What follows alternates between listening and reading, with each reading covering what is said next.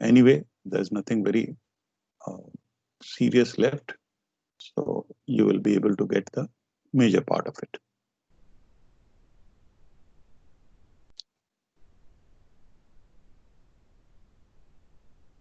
So now look at this.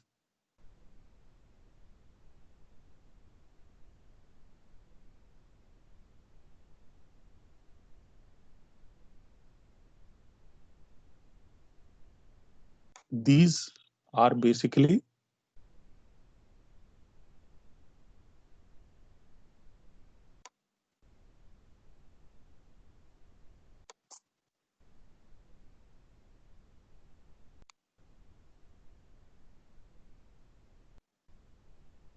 this Px. If it is this side, what will happen? If this Px is moved to the other side, this will become divided by Px. So that is what is written here. Q dx divided by P dx. And if the changes in this is less than 0, then it is a law of demand. And of course, for the other factors, it is showing as if all others are constant and income moves towards this side. So there is a change in demand, change in income. For normal goods, it will be greater than 0. For inferior goods, it will be less than 0. Now, similarly, for a substitute price of substitute product, if that is moved towards this side, so this time we are not moving this, we are moving this one. Then it becomes change in demand by change in price of the substitute product. Then if that will be greater than 0, then X and Y are substitute. If it will be greater than 0, if it is less than 0, they are complements. Okay. You can make a similar one for the taste and preference, dx by t. And the tastes are, of course, going to lie both greater and less than 0, both ways.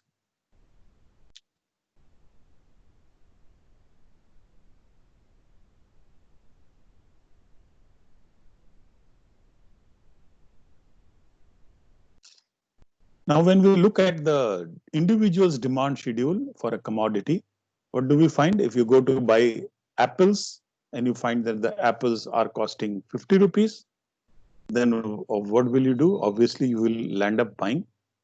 If you have 100 rupee note in your pocket, you will buy 2 kgs. If you go and find that they are 100 rupees, you will land up buying 1 kg.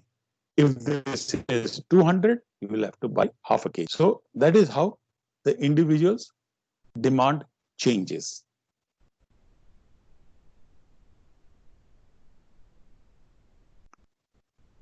And when we plot that, this is the way, if you plot it in a graph of different price for 50 rupees, for 100 rupees, for 100 rupees of apple, what was the different quantity that was bought?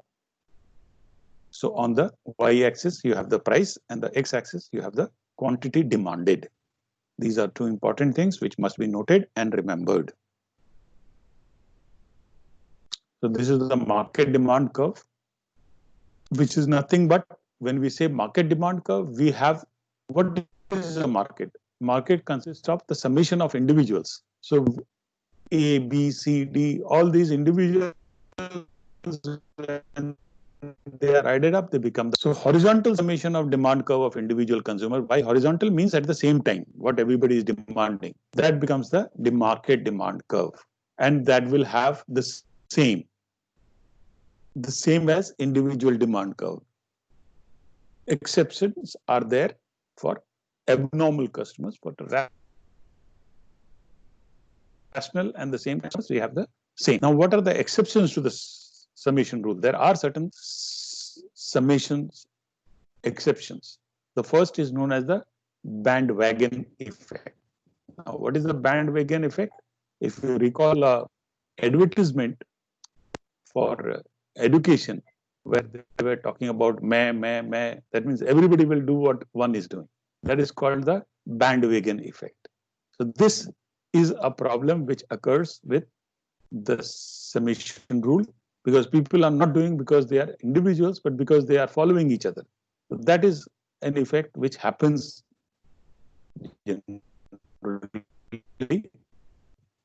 And then there is the from people being very rich and they want to be different from the others. So we just want to differentiate or change, not because the goods is good or bad or whether we prefer what we prefer, but just we want to show to others, snob others.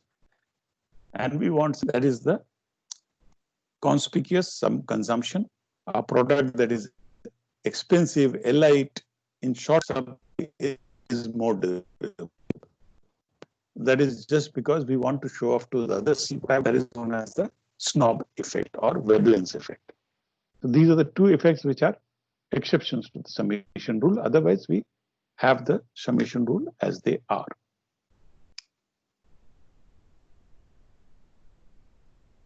So this is nothing but graphical representation of what I have just told you. Individual one are added up all individuals and the market, they will have the kind of graph. They will not change much.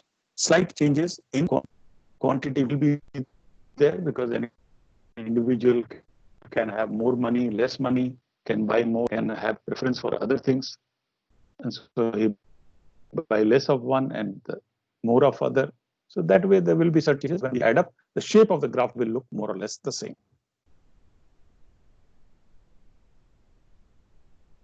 This is the market demand function. Now, just like you had the individual demand function, we have the, and as you can see, they are more or less the same. That is because obviously it is nothing but the summation of, so market demand function is also, if the question comes individual demand function or market demand function, you will end up writing the same equation. So you have to remember the equation once and apply it twice. The only change will be the number of consumers in the market. So that was, of course, for individuals, there will be one.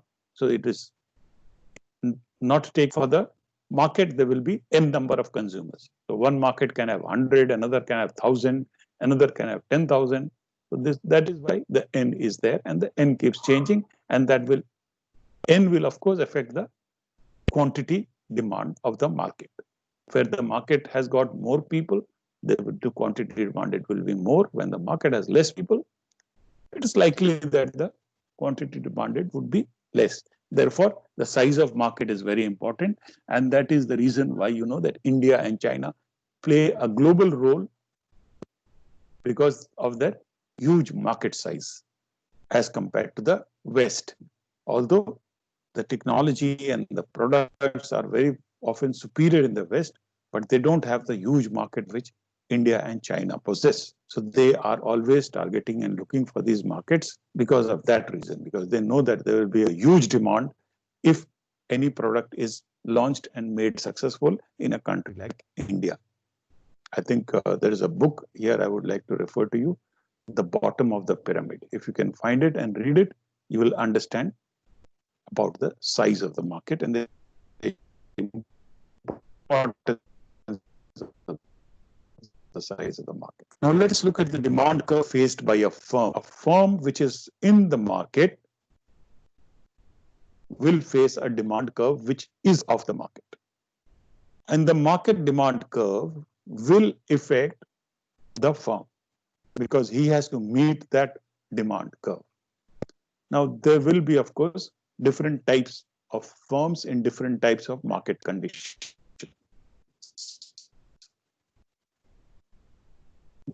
There are general markets and the other is the perfect. Imperfect competition is what actually exists in the real world. Perfect competition does not exist in the real world, but in economics we study it for the purpose of understanding a lot of theories. And these theories become very useful in making sense of the imperfect market conditions. So from perfect market conditions, we have learnings and understandings which teach us about imperfect market competition, which actually exist in the market. So when we look at perfect competition, there are three types: oligopoly and, of course, monopolistic competition. And in perfect competition, there is one type that is a pure competition or perfect competition. They are both same. And in perfect competition, the firm, if it is thrown into such a situation, will be the price taker, which means it will have to accept the market price. It cannot dictate its own price. And the firm's demand curve would be horizontal to the x-axis. So because it takes the price remains same. So the demand also will be horizontal to the x-axis, which is how the demand curve will be. We will, of course, see these things in details when we study the different market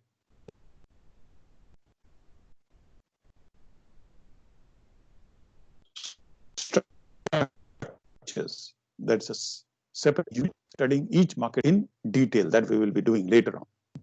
But right now, let us understand this for the purpose of what happens to the firm when it faces the market.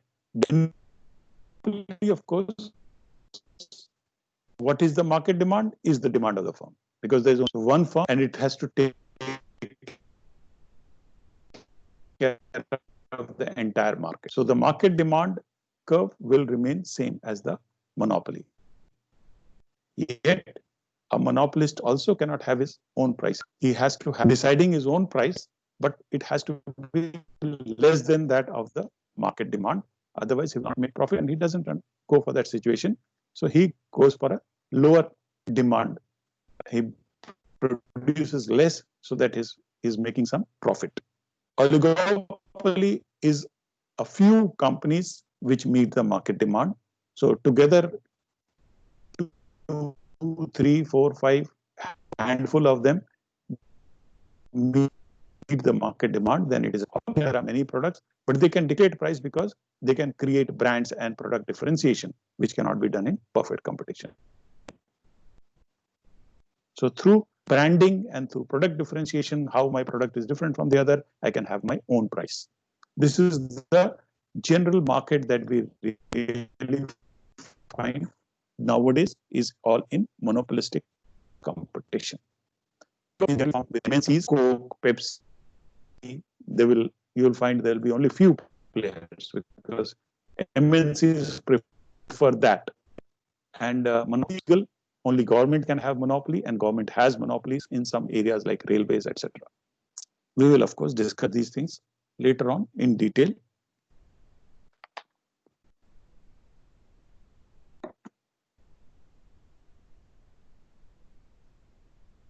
The demand curve phase where the firm also depends on the type of product.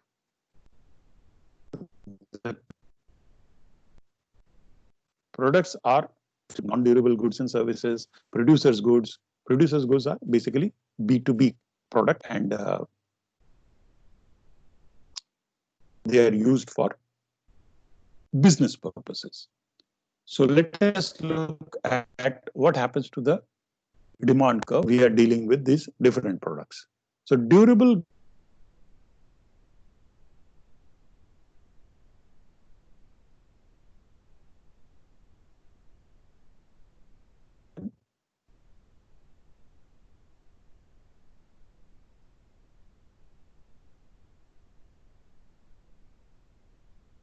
we generally call them. Is there somebody?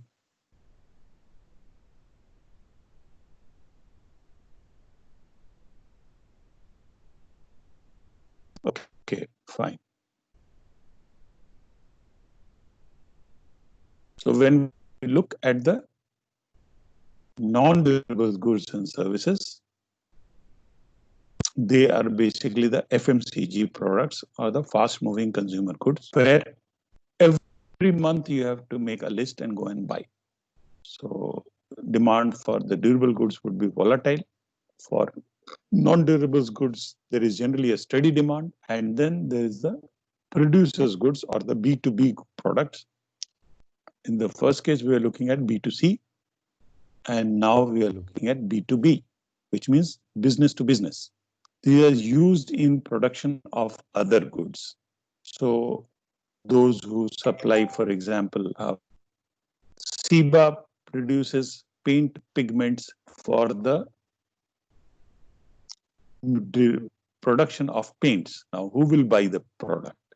obviously only those who are making paints like Asian Paints, Berger, and so on. And of course, so what will happen to the demand of pigment of Ciba? It will be heavily demanded, dependent on the demand for these paint products in the market. How much they are selling, depending on that, they will be buying from the Ciba. Buy from Ciba because that is the supplier of paints pigments, which gives it color. So these products becomes the firm has to finally accept that the individuals are important, and although they are not selling to them directly, but their demand is dependent on that as well. So the demand curve faced will be that of the market demand curve.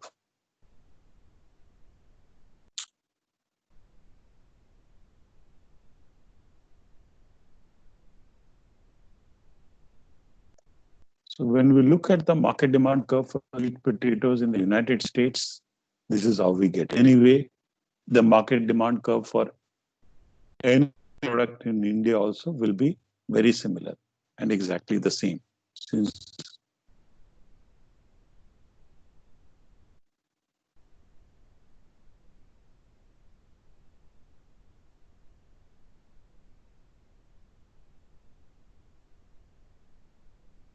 the blue line is the demand curve. There is an intercept on the axis, which is shown on the red arrow, where we get the linear demand function, which is nothing but the same demand function which you saw only at a point A on the x-axis. And slope is, of course, denoted by change in x by change in quantity of x by change in price of x. X is the product. So when we write x, we are meaning the product. So quantity of a product is equal to, when A is 0, that is on the x-axis, A1, which is nothing but the change in x by change in y, into n into price first, plus into n number of market, into income, into the product of the substitute or the alternative substitute product or the complementary product, and of course the taste and preference. When we add all these up, we get the linear demand function, which is denoted to you by the red line. Is this clear, or is there any doubt? Please let me know if there is any doubt. This is not at all complicated, provided you are able to link this with the demand function. And understand that we have just taken a point A on the axis and a point A1, which is the slope. Of course, the different constants, because we have made it equal to, so we have to give a constant.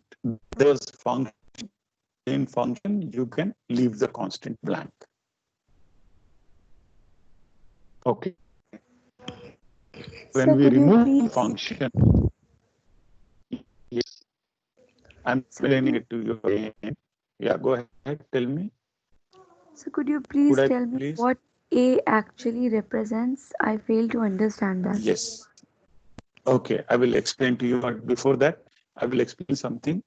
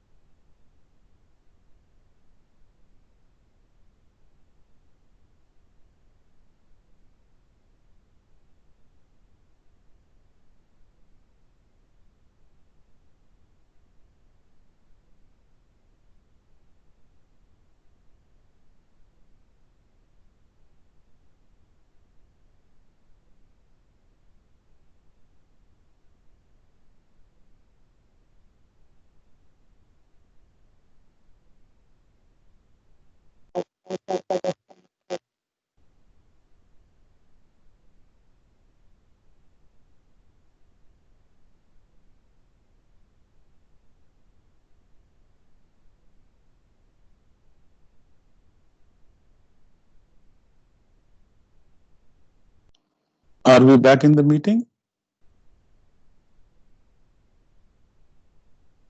Yes, sir.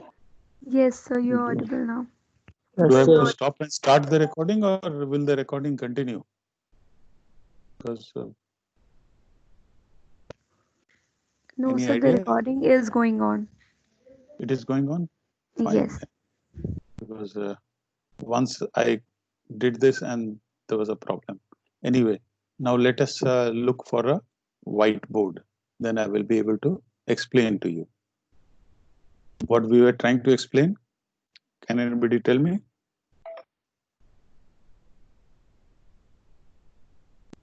So what A actually means in the linear demand function. Yes. Great. So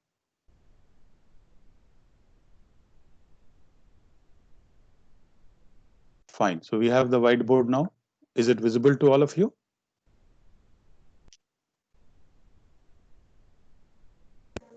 Yes, sir. Anyway, this is not going to be recorded. Recording suitable is coming soon anyway. And I should have opened my paintbrush. That is recordable. Anyway, let us go for this right now, because it's a concept which I think you can understand right now.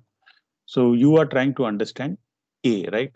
So for that, actually, I need the text part. Now, this is a general mathematical demand type here. Why is it type? Demand D is a function of price,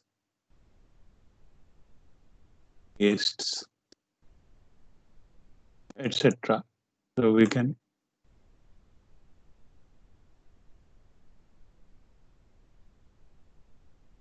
actually this f is a function. Now, what is this meaning of this function? This function can also be removed. If we write instead of equal to, these two can be removed. If we write, say, demand is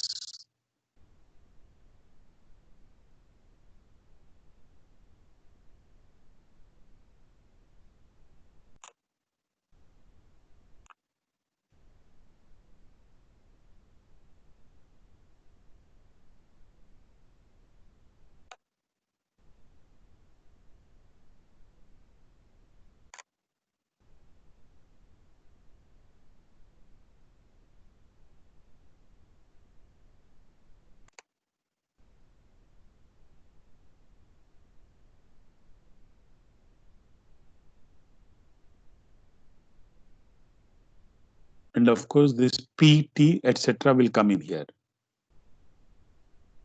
I'm unable to do it for some reason or the other, but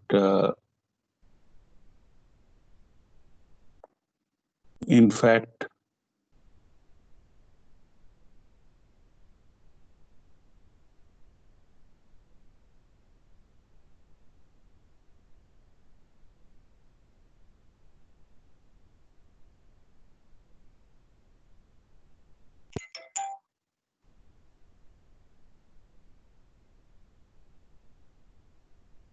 so now the same equation, demand is instead of equal to, we'll have this sign,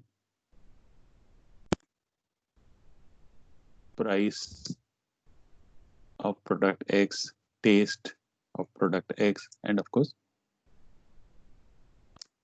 income, and we have price of substitute products.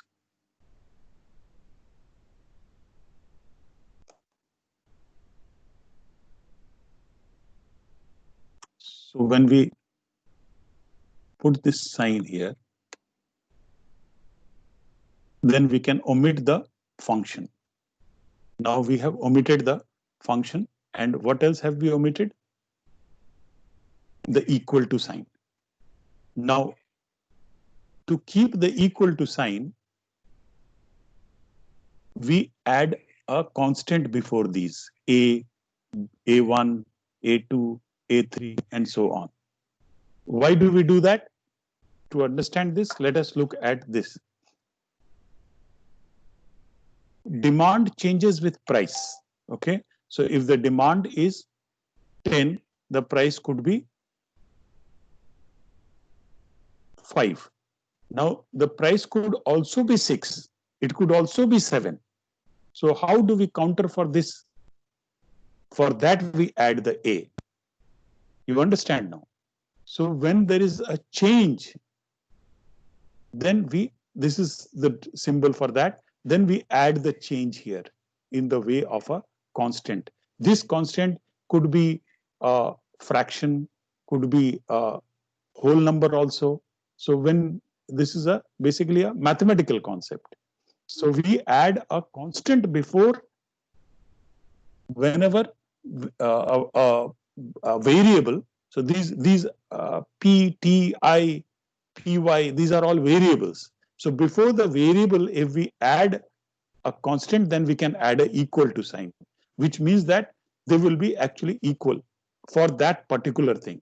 Okay.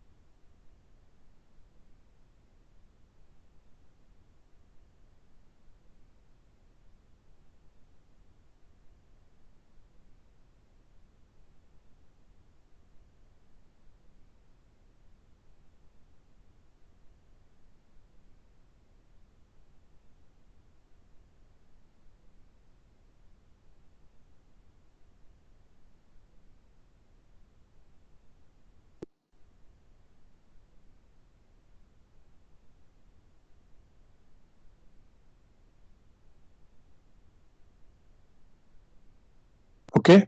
So is that clear, or do you need any further details on that? You understand? No, sir. Understanding Yes, sir. A? So A Yes, is that sir. constant which changes from, that function is removed, or, equal to function, which is same as proportionate to, and that changes, that goes away, and that A makes it equal to that thing. Okay. So now we go back to our slide. I hope the recording is still working. Somebody can check that out. If it is not, then I can restart it or stop and restart, whatever. No, this is not the slide.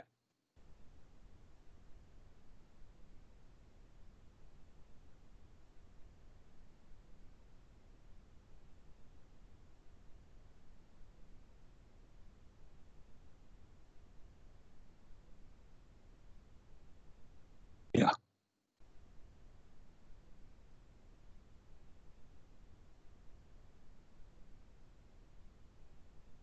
Is the slide visible now?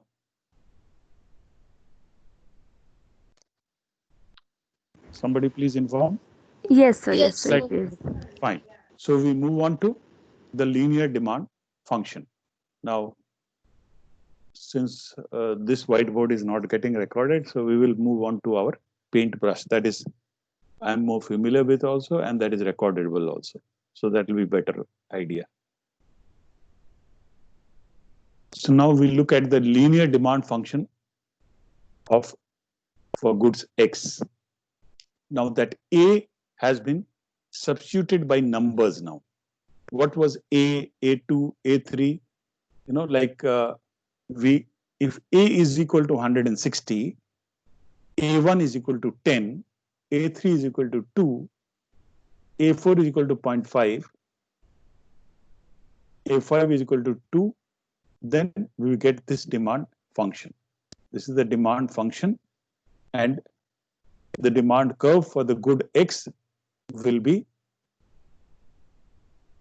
as given. When we substitute these, if you have certain constants given. For example, the constant of N, number of customers in the market is 58, income is 36, the price of the substitute good is 12, the taste and preferences is 112, then we get a demand function for the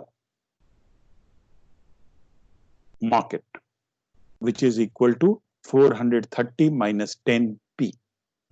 This is known as demand function. Please understand this concept. This is very important concept and we'll be using it many times. So unless you understand this, we should not go forward. So this is nothing but Sir, what? Yeah. Sir, I got your point of A1, A2, A3, A4, A5, like including these constants. But what is the need of including A0? It is not supporting any of our factors which affect the quantity demanded. So why are we actually including it? Very good. We are including it because that is the intersection of x-axis. And whenever the x-axis is intercepted, that is why we have the quantity function on the x-axis. Okay. So that is why the graph was there, and that is the importance of the graph to understand. You saw the red line, and that indicated that there was the intercept on the x-axis. Clear? Okay. That where the red line was finishing, that point was A0. A0. Okay. So because it is intercepting on the x-axis. So we are looking for that quantity demand. That A0 will change again on the demand function when we have different P's, that A0 is going to change. So what will be the quantity demanded is what we are looking for. And that A0, which is given as a constant in that figure, is actually a variable. And this variable is denoted by this straight line equation. This straight line lies on the x-axis. And it keeps, the points keep moving and the points keep changing. When we change the price, the quantity demanded changes. Is it true or not? So that truth is given by this straight line. And that is why for different products, for different items, for different demand functions, there will be a different point at which it will change. Okay, this is a very, very important concept. Please try to follow. If you have difficulty, please ask, because if you don't understand this, you will not understand further when we go for more complicated stuff. This is a simple concept. Okay. Now we know that the demand curve is inverse. So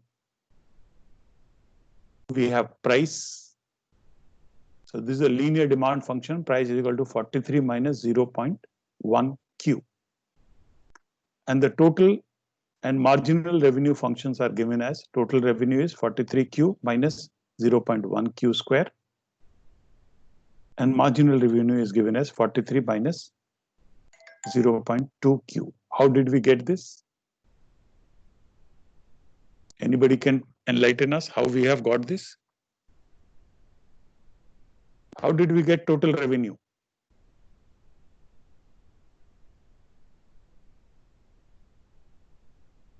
Sir, sum total of all the revenue through our sales over a period of time. What is the formula for total revenue? What is the formula for total revenue? Very good, you are close to it. Sir, AR into Q. Q, and what is AR in perfect competition equal to? AR is equal to price? Price. Price. So price into quantity? Yeah. So price is equal to 43 minus 0.1 Q. And into Q, then it will be Q. Yeah. So it will 43 Q minus 0.1 Q square. You have got it. Have you understood? Yes, sir. You have merely multiplied Q with P to get the TR. So when we do that, then what do we get? We get total. Sorry, sir, what is? How do we get marginal revenue? Total revenue, price into quantity. Price is given as 43 minus 0.1 Q. So 43 minus 0.1 Q into Q. I wish I could put all the brackets and multiply it with the Q and show it as I normally do on the whiteboard. but there are some obstacles which are coming here. Anyway, let me see if I can help you.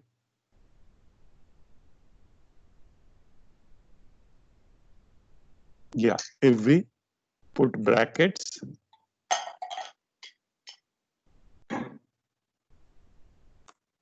and then multiply with a Q, which it becomes equal to total revenue. And this is what we have denoted here. यहाँ multiply कर चुके हैं, तो ये 43 Q हो गया bracket खोलने से, 0.1 Q की जगह 0.1 Q square हो गया. Is it clear? Now, how do we get marginal revenue? How do we get marginal revenue? Anybody? Total revenue तो मिल गया. Marginal revenue कैसे मिला? Formula से आइए. Like there are two formulas. One is change in total revenue with respect to change in quantity, and the other is change like TR of n minus TR n minus 1 at n minus 1. Yeah. Very good. तो हम दोनों में से कोई तरीका ले सकते हैं. कॉन्सेप्ट तो वही है. So basically, total revenue divided by quantity. And there is a change. There is a change. तो change हमने 0.1 को 0.2 कर दिया. This is the change. और इसको Q से divide कर दिया. ठीक है? Is it okay? Have we got the marginal revenue? Total revenue divided by Q and increase this by 1 unit. Change it by 1 unit. 0.1 becomes 0.2. And the whole thing is divided by Q. Is it clear? Sir ये जो हम change कर रहे हैं ये हम खुद से कर सकते हैं कि 0.1 को 0.2 कर दिया, 0.3 कर दिया. चेंज इन क्वांटिटी 1 मतलब हमने एक क्वांटिटी बढ़ाई या एक क्वांटिटी घटाई, तो चेंज हो गया. यूनिट डेफिनेशन में जाइए, वहां यूनिट लिखा हुआ है. यूनिट मतलब एक होता है. Yes sir. कोई प्रॉब्लम नहीं. नहीं ठीक है sir. Thank you. Is it clear to everyone? If it is not clear, please ask. So not clear. What is not clear? You have to come up with that. So marginal revenue function. Marginal revenue function. Marginal revenue function समझने के लिए उसके definition पे वापस जाइए. Change in total revenue for one unit divided by quantity is what is marginal revenue. So when we say change in total revenue, तो change हमने denote किया है unit change. Actually definition में है unit change in total revenue. तो unit मतलब एक होता है. तो एक से हमने total revenue को change किया. एक से change किया तो 0.1 की जगह 0.2 हो गया. ठीक है? और उसको divide quantity. And when that is divided by quantity, so I will just show you. If this I am going to divide by